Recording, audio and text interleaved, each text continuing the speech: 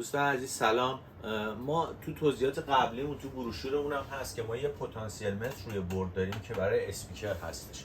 یه سری از جاهایی که ما میریم مصرف کننده میگه که من میخوام صدای آژیرم فرق بکنه. خب شما با اسپیکر و دستگاهی که موجود هستش نمیتونید این رو تغییرش بدین و متغیر نیست. آرس یه امکاناتی داره که شما حالا به هر دلیل زمانی که دزدگیر رو فعال میکنید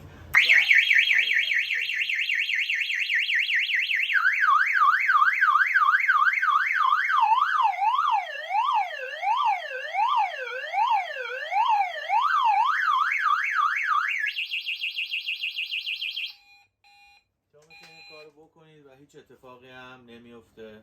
خیلی ممنون و متشکرم.